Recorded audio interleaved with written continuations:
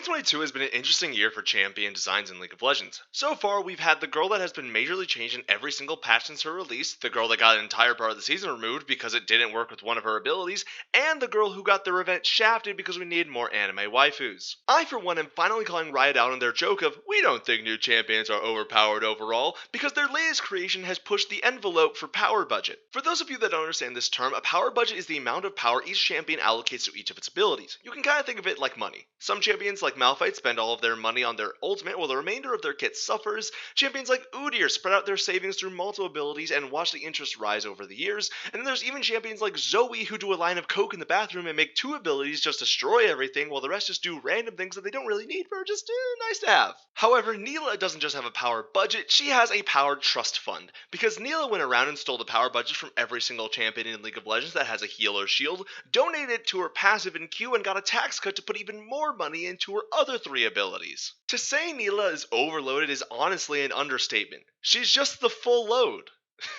That's a banger. Nilah has all the tools that she needs in order to be better than you, stay better than you, and write a book explaining how much better she is than you. She can shield and heal herself, shield and heal allies, amplify shields and heals, get more XP than any champion in the game, scale with crit better than any champion in the game, steal Jax's and has a certified day one copy of Mario Kart Double Dash! And I can go on, and most of this video is actually dedicated to how I feel about the overloadedness and overpoweredness of her kit from a design standpoint, but I also want to at least go into a little bit of how much I do not like her design. When Nilah was first teased to us, we were given the idea of a person from a far-off land wielding a strange weapon who loves to fight and has an overall joyous personality. I know a lot of people, myself included, upon hearing all of those descriptors thought we were going to get someone that was a combination of Yasuo, Jax, and Braum in terms of personality and style. And then we got this. Nilah's design leaves a lot to be desired, from overall clothing looking uninspired for a fantasy world, her lack of scars and muscle not really making her look like she's a fighter, and her personality feeling as forced as an anime protagonist, and then her theme being based around joy,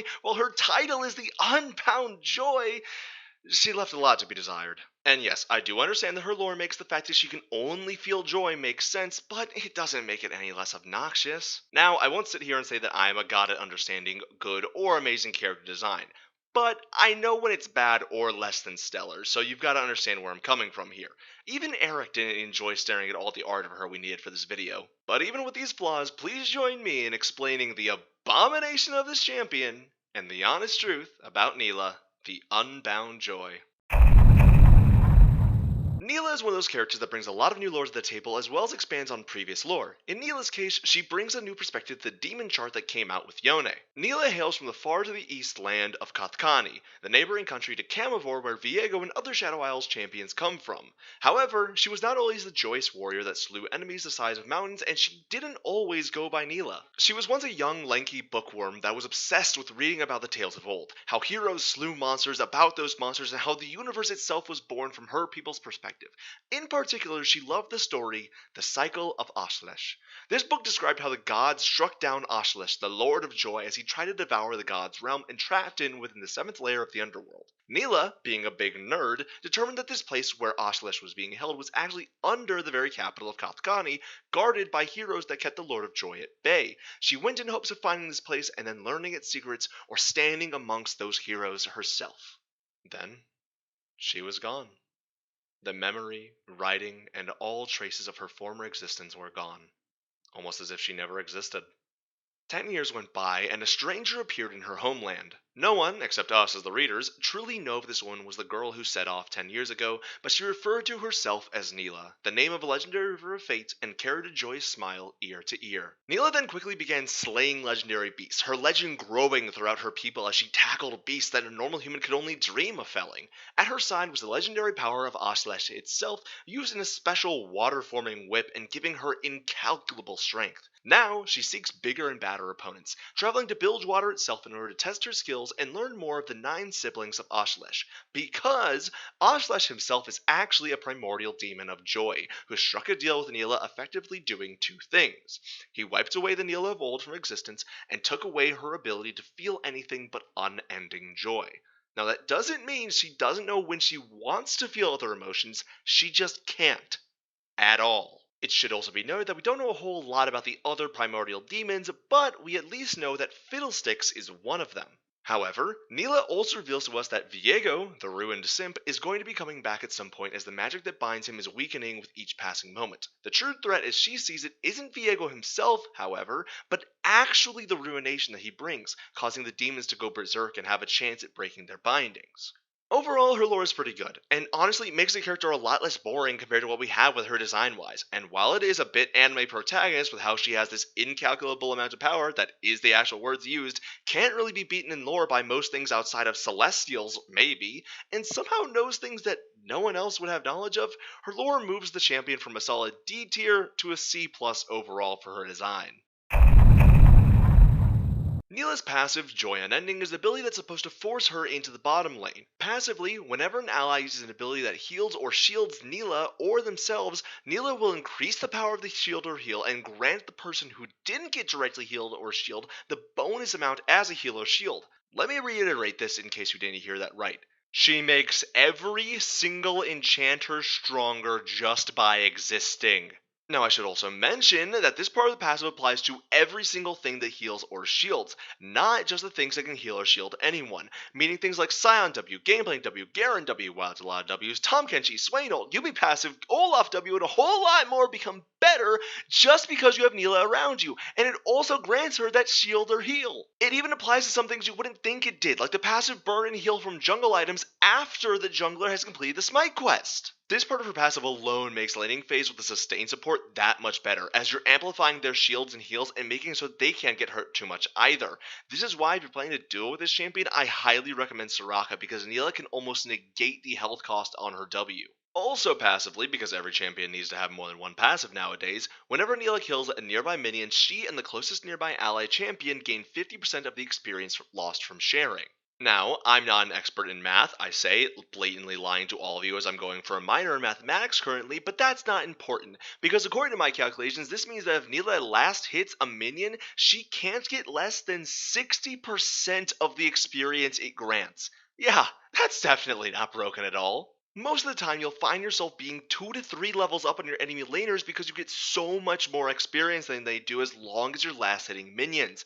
This passive is also just the start of Nilah's overloaded kit, but it's here to cement why she's overloaded. Nilah is designed to be a melee ADC, and every part of her kit needs to be overloaded so that she can survive in the bot lane, which also just makes her importantly good in mid lane too. Nilah's Q feels like someone at Riot admitting something about themselves.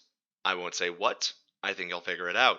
Formless Blade has Nilah crack her whip in a targeted direction, dealing physical damage. If Nilah hits something with a cast, then she empowers herself for the next 4 seconds, gaining bonus auto range that makes her no longer a melee champion, bonus attack speed based on level, and causing her auto attacks to strike in a cone, dealing AoE damage to everything in the cone. Passively, this ability gives Nilah bonus armor penetration and healing against champions on her Q and auto attacks based on her critical strike chance, which can get converted to a shield if it overheals her. The damage from the active also scales 100% off her crit chance, getting up to a very thick 260% AD ratio. Yeah, enjoy that when she's running around with close to 500 AD. It can also hit turrets because it's her birthday, apparently. You're not gonna let her not hit turrets on her birthday, right? Let her be the next Yorick with how fast she takes turrets, right? It's her birthday. This ability is Nilah's bread and butter, except the bread is cocaine. And so is the butter.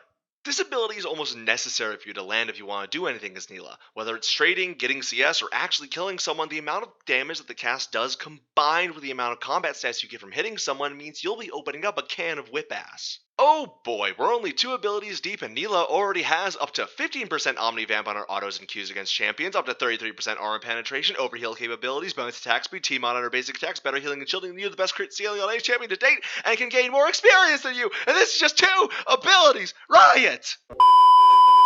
Okay, now that Eric has sufficiently calmed me down, let's get into the rest of the kit. It can't be any worse, right?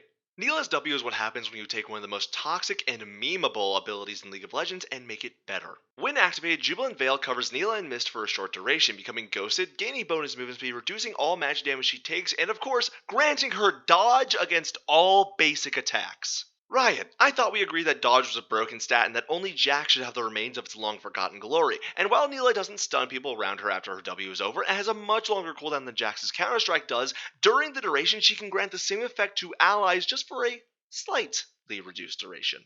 So now if you're one of the many auto attack based junglers out there trying to gank her under support, she can just pop this and make both of them immune to your autos for enough time to sprint away with the bonus movement speed. It's also one of the best things for dealing with your enemy laners due to the majority of ADCs being auto attack based. And as for an amazing of ability as this is, I still need to warn you that it has a dramatically long cooldown that barely goes down as you level it. So make sure if you use it, you get your money's worth or you'll be drowning instead of dripping. Nilah's E is Slipstream. She picks a target within range and then dashes a fixed distance towards them, dealing damage. And this is just Samira's E. It even has the same combo with her Q, making it do more damage and granting her Q's effects. This is literally just Samira's E, but she has 2 charges of it, and they gave her the ability to go to allies and minions that they took away from Samira. I don't really have much to say about this ability outside of the fact that even if it isn't overloaded like the rest of her kit, it's still amazing for her. This is the ability you'll be using to jump on your enemy laner, escape them, set up for your ult, and a lot of other things. Generally speaking, this ability is your setup, and also I have to say that doing E plus Q rather than just E, then Q, is not only faster and does the same damage, but is oftentimes more reliable, as even if you don't hit your target due to a flash or a dash, you have a good chance at hitting minions or something else to get your Q buffs. Nilah's ultimate is this. Nilah starts spinning her whip around, dealing physical damage over 1 second and slowing all enemies hit. At the end of this duration, Nilah pulls in all enemies around her, dealing an even bigger burst of damage. During this time, Nilah is unable to auto-attack or cast other abilities, but can move around. Also, during the duration, Nilah heals herself and allies for a percentage of the damage done that gets increased off of her crit chance, and anything that overheals can get turned into a shield. It's pain. It's nothing but pain. Why, Riot? Why did you need to make the character that acts as her team's damage dealer also active as its supports and their potential engaged? My God has left this game. Although, let's be honest, God was never in this game in the first place, so it is what it is. This ability is actually broken. It's an AoE Katarina Orianna ult that does insane base damage with insane scaling and heals for so much. It also gets perfectly set up off your EQ combo, which means you'll do a bunch of damage to them immediately and then CC them to make it impossible to escape without a major dash or flash. The only thing that's bad about this ability is if you only get it on one person, and it's not even because the damage is bad, it'll be because you'll notice almost no healing from it. Obviously, the more people you hit, the more damage, which means the more healing, and therefore you realistically want to be hitting as many people as possible with this, because getting multiple people on this pull, it does so much for you and your allies. Now, is Nilah good? Yes, go play her right now before Riot inevitably nerfs her directly instead of just nerfing healing sustained across the board, because she abuses all of it too well for her entire team. This champion has great mobility, AoE CC, AoE damage, the best crit scaling I've ever seen, and just provides so much to her team compared to almost any other champion out there, and rarely struggles to work in almost any team comp because of all the things that she brings to the table. And because everything in her kit is designed to help her survive and do well in a duo ranged lane, she's actually amazing in mid lane too, because she brings all of the same tools while still fitting into your team comp and not having to constantly deal with poke, and gets the benefit of a shorter lane. Just don't bring her top lane because you will feel the wrath of every top and jungle made in your region. However, I will recommend that you put your volume on voice lines down to 0 while playing her, unless you want to just have an aneurysm while listening to the lines that basically say the same thing with different words. My epic will be long and joyous. May we lose ourselves to joy. They can't remember the woman I was, but will know the hero I am. May these battles ink the pages of history. What is going on, ladies and gentlemen? I hope you enjoyed the Honest Truth About Nilah. If you did, go leave a comment down below telling me who you think I should be doing Honest Truth About next. And while you're down there, go hit that subscribe button and notification bell to be updated when any new Honest Truth comes out. And I will see you all next time. Bye-bye.